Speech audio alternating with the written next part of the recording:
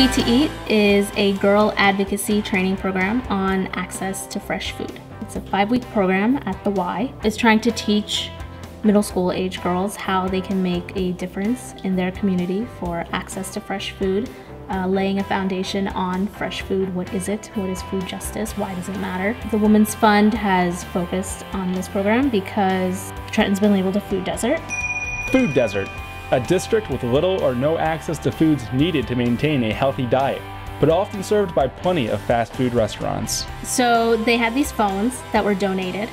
They took pictures with these phones, which they had a lot of fun doing, and they even recorded some video. That's what food justice is.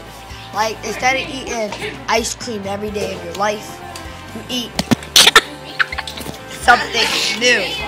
And then they put up some posts on Twitter with these pictures.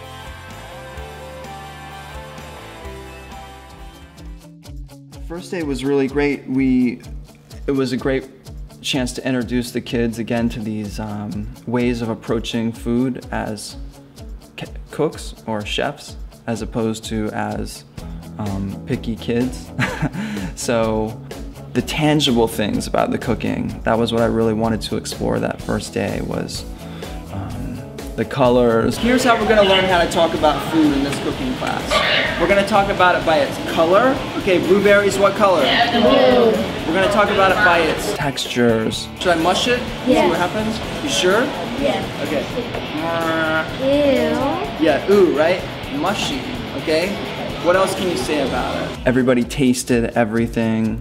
Like, this is not gonna be a lecture class where you just sit there passively and listen. You know, we're gonna be actively involved, engaged, making choices, and trying new things. So it was really neat. I remember that first day, cutting up the fruit, passing it out, having the kids describe the flavors. It was like opening up a whole new world, so that when it came time for them to combine them together in this magical appliance called a blender, that they could really make choices, you know, based on perhaps a whole new set of criterion than they had when they entered the class. Wait, I want one more. One more. It's good. It's so awesome. I made the best smoothie in the world.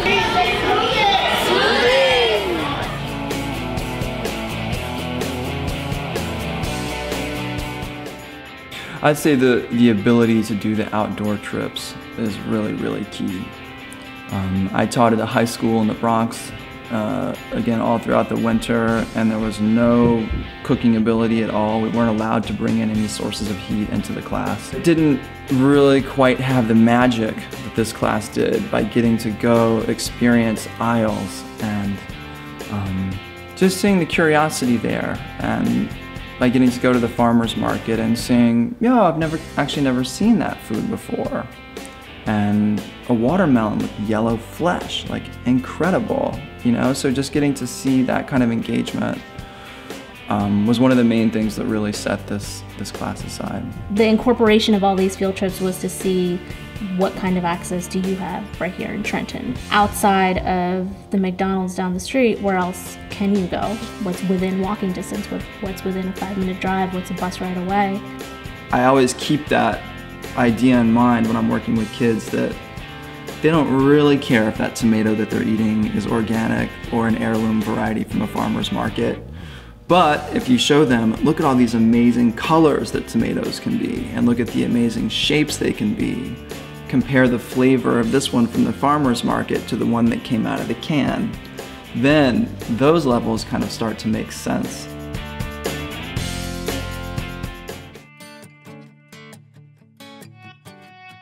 Does that sound right? Tell me anything else you can think of. What does justice have to do with food?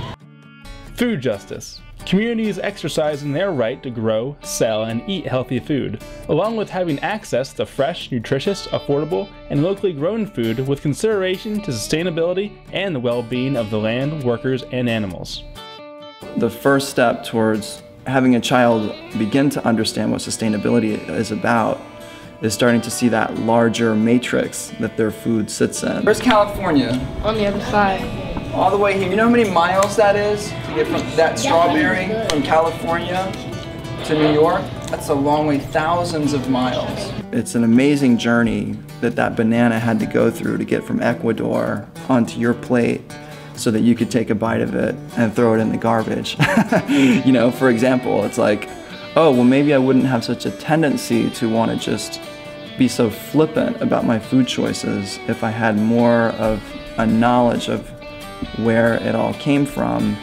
And then the next step after learning the where is the how it got to be there. Tina, the banana I ate this morning came from Ecuador. So I'm always thinking about, how many thousands of miles I had to get here? How many people had to work on that? How much fuel had to be used in order to get it from one place to the next? And that how is where sustainability comes in. We say affordable, available. Someone said the H word.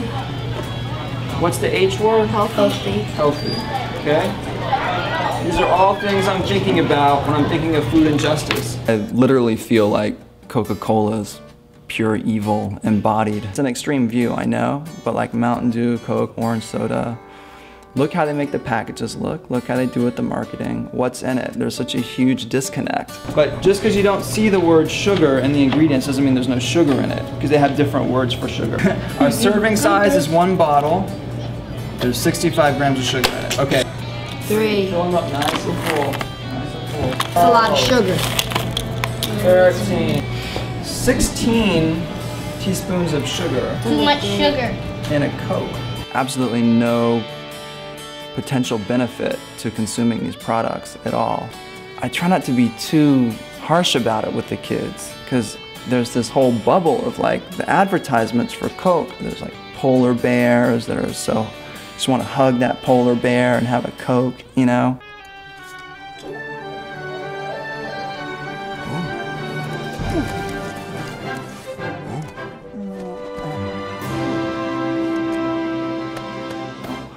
And it's just sold like it's this warm, fuzzy thing.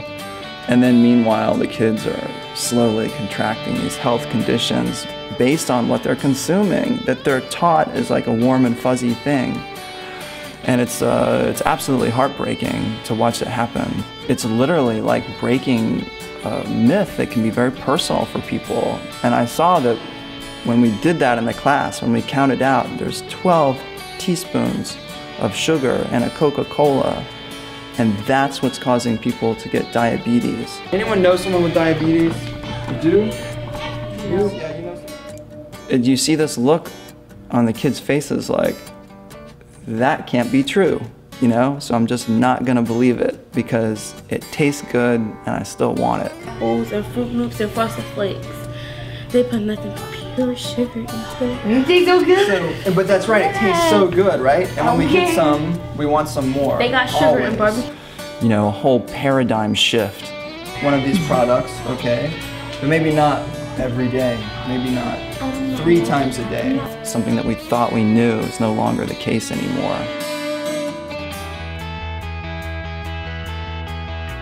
You could actually create a healthy meal from a corner store, whereas most people would have an inclination to go in and buy a bag of chips and a soda.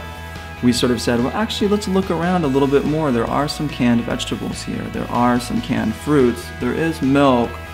And there's some other stuff behind the counter that maybe we could use to do something fun. So again, instead of pointing it out, we not only had them create the meal and the different dishes from those foods, and then start to hand it out to people and have people say, this tastes pretty good. And then the next thing you know, the girls are singing and dancing and writing songs about it. Free food, get that! Free food, get that! Free food, get that! And having a great time. And that's where I think the connection to social justice starts to come. It's subtle, but it has to be activity-based and creativity-based. To see them share delicious, healthy food with their community was beautiful to watch, and I think incredibly meaningful for them. I feel like what the last day was about was really like, this is your chance to show off your stuff. It's just a way to share. And that's what I saw the girls doing that day when all their friends came in and started to eat.